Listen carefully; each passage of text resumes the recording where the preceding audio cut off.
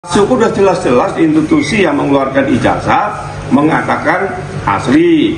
Jadi tatkala ada tuduhan tuduhan saya terlibat dan sebagainya. Bagaimana terlibat? Orang ijazah Jokowi asli, ya kan? Jadi jangan sekarang ini memutarbalikkan fakta, rakyat dikasih racun, ya. Ini kan ibaratnya rakyat ini diracuni gitu loh. Sesuatu yang belum jelas palsu, ya.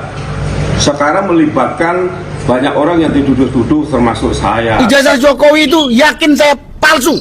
Ini dari awalnya juga sebenarnya sudah selesai jika Pak Jokowi mau menunjukkan ijazah. Kenapa Pak Jokowi tidak mau menunjukkan ijazah agar kasus ini cepat selesai atau berita ini cepat selesai, agar masyarakat juga tidak gaduh?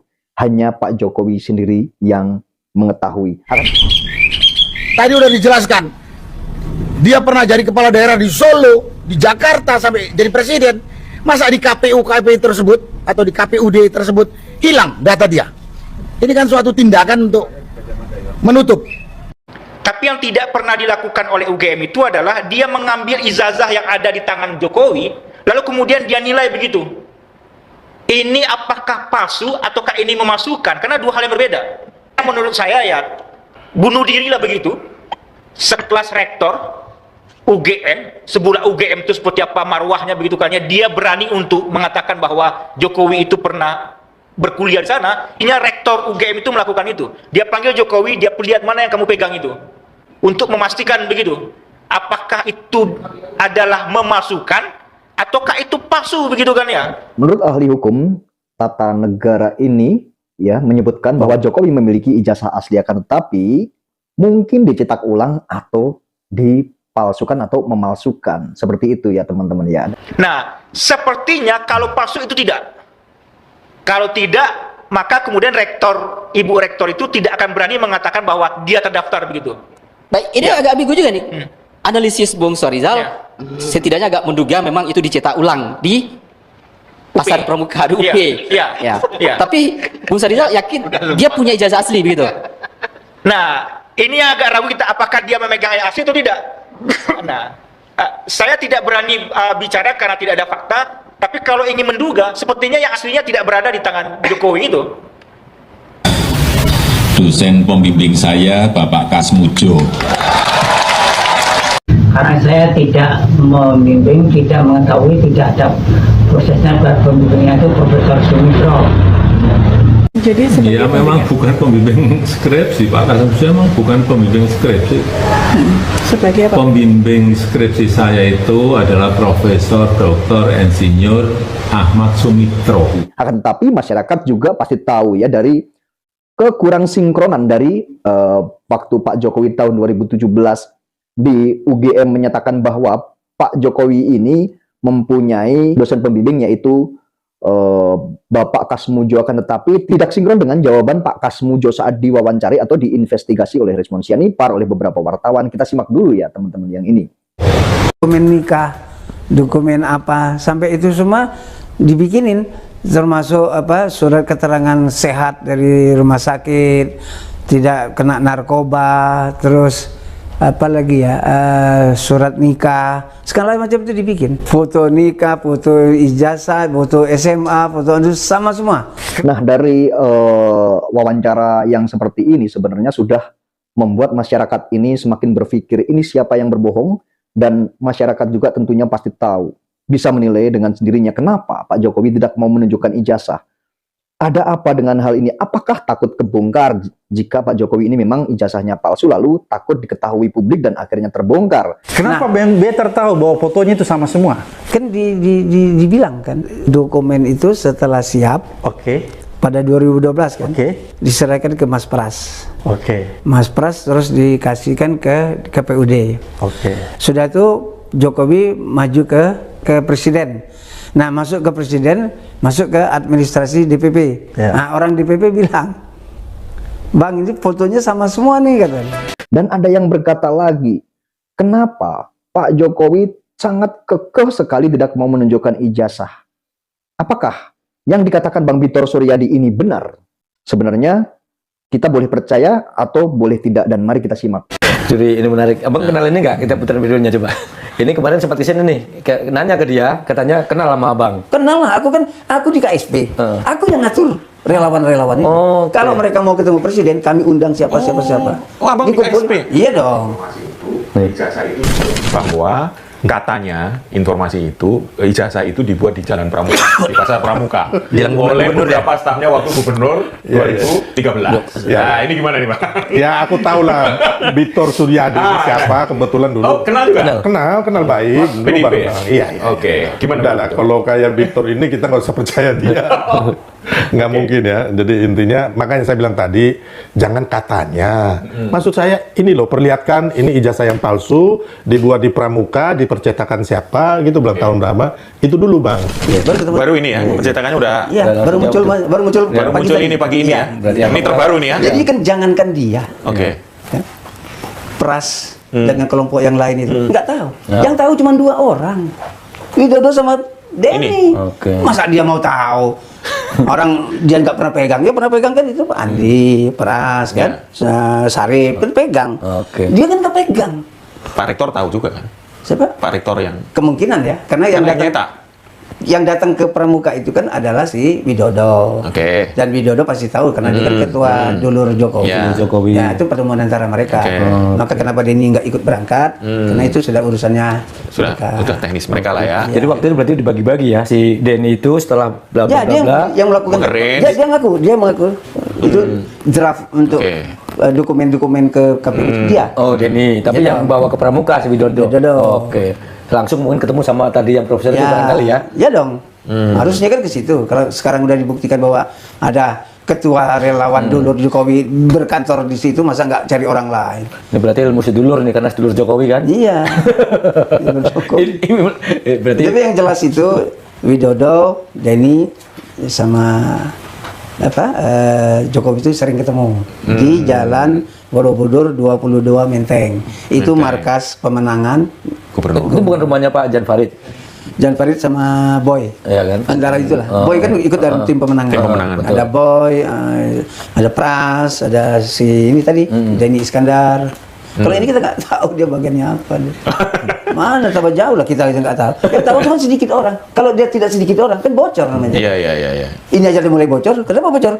Karena Denny dijanjikan menjadi direktur utama Pasar Jaya. Setelah terbit ini Sarjana nggak dikasih. Ditawarnya menjadi komisaris utama. Melawanlah si Denny. Dijanjikan oleh Pak Jokowi. Kan dia gubernurnya. Maka Denny marah sama Pras. Mana janjimu kok aku nggak jadi? Pras malah marah, brengsek kau kan jadi komisaris sudah bagus, nggak mau. Jadi kalau Tempo bilang bocor halus, ini lebih halus lagi. Tapi sudah bocor. Jadi mulai menetes ini. Ini belum bocor tapi udah halus. Jadi Denny bilang, yang tahu begini. Tapi yang tahu lebih dalam itu sebenarnya Widodo. Karena Widodo itu adalah orang kepercayaannya Jokowi. Dia yang megang uang besarnya Jokowi. Jadi dia sangat rahasia sekali. Berkas kepit habis dengan dia, nggak ada orang boleh pegang. Yang boleh pegang itu cuma Pras. Terus ke DPP. Waktu dia bawa itu untuk ke Perpres, dibawa ke DPP. Nah DPP kan ada sekretaris pemenangan. Jadi itu yang melihat. Nggak boleh orang lain kan? Nah, tidak ada dokumen kandidat sampai ke KPU kalau tidak diantar atau dilihat oleh sekretaris pemenangan. Nah, Denny sekretaris pemenangan. Pras juga, itu juga. Jadi hanya itu yang bisa melihat. Itu yang melihat. Jadi kalau ini yang melihat tadi aneh juga, dia siapa? Dibilangnya ini palsu nggak palsu, nggak ada yang tahu. Oke Bang, ini lagi. Aku agak bingung tadi nih. Ini tapi bingung. Jadi si Denny itu dijanjiin jabatan direktur di Rut Pasar Jaya. Terus dia dapatnya cuma komisaris mana Bang? Pasar Jaya juga. Terus dia protes ke Pras, Edi Pras kan maksudnya? Pras Edi Pras Edi yang Pras Edi ya. Nah yang janjiin sebetulnya si Pras apa Jokowi? Kok protes? Dua-duanya. Kan mereka sering ketemu itu. Oh gitu. Pras saat itu dapat apa? Kan belum ketua DPRD waktu itu kalau nggak salah kan si Prasnya? Mungkin belum. Kan awal 2012. Iya. Dia dapat apa sebenarnya lebih bagus dari ketua DPRD lah. Ketua DPRD. Dia dapat ketua DPRD-nya ya? Dia partnernya gubernur. Dia kemana-mana bersama gubernur. Terus Denny marah, kecewa intinya ya, karena ngerasa dibohongin gitu. Oke. Jadi di situ juga udah beruntangnya langsung ke masalah dokumen ini. Denny apa waktu itu diam-diam masih ininya protes, dampak dari protes itu. Protes itu sudah lama muncul, baru terangkat sekarang. Oke. Dulu sebenarnya udah ada ya, cuma masih sepi-sepi baik. Iya. Gitu ya. Oke. Berarti sebenarnya ada komisioner KPU yang melihat ya? Oh ya, jadi nih, jadi setelah diserahkan oleh Widodo ke Pras, Pras melihat, semua melihat kan, terus timnya Ahok gabung kan, terus mereka bareng-bareng ke KPUD, KPUD ketuanya kan juri. Nah juri kan pasti melihat, dan juri pernah bikin pernyataan di video bahwa berkas itu asli, saya yang terima sebagai ketua KPU. Benar. Karena formatnya kata Barreskrim 99% mirip, identik. Pasti percaya dong. Tapi dia tahu nggak itu bahwa bikinan Pramuka? Nah, nggak tahu. Begitu juga ke DPP, berkas itu dibawa ke DPP. Jadi kampus Pramuka yang rektornya adalah ketua relawan sedulur Jokowi gitu. Jadi yang tahu cuma sedikit orang. Saya bisa ngejar itu karena memang bunyi semua nih. Jadi kalau anggota KPU melihat itu sebagai barang yang tidak curiga sebagai barang bikinan Pramuka itu wajar saat wajar. Itu. Karena dia tidak tahu prosesnya. Tidak tahu. Karena dilihat kasat mata memang persis. Cuman satu bunyinya, kok fotonya sama. Itu doang ya. Itu aja. Itu dalam hati apa dikatakan itu? Ya, itu nggak bunyi. Itu foto yang sama, kalau boleh tahu foto apa aja sih Bang? Ijazah. Ya. Terus surat nikah dong. Surat nikah. Terus apalagi SKCK. Ya. Kan syarat-syarat itu kan. Pakai surat kelakuan baik ya, waktu itu surat bebas narkoba kan biasanya ya. Ada foto. Itu pokoknya dokumennya semua. pakai foto. Dokumennya sama. Jadi orang bisa mengatakan ini asli apa tidak melihat foto. Jadi ada Dr. Jul, senior kita, Dr. Jul yang pergi ke Surabaya menemui Denny, ya kan? Nah, dia juga diperlihatkan sama si Denny, kan Denny bawa juga, kan itu fotokopi.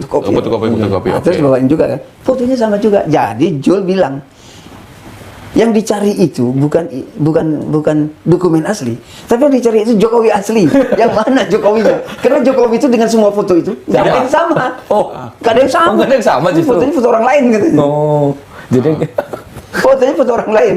Jadi si Jul pulang dari Surabaya, aku mencari Jokowi yang asli. Karena nggak ada wajahnya di dalam semua dokumen itu, nggak ada wajah dia. Jadi beda dengan kelompok Masro ya, Masro itu mencari ijazah asli. Kalau sini siapa? Si Jul, Jokowi asli. Dr. Jul. Nggak ada aja nih.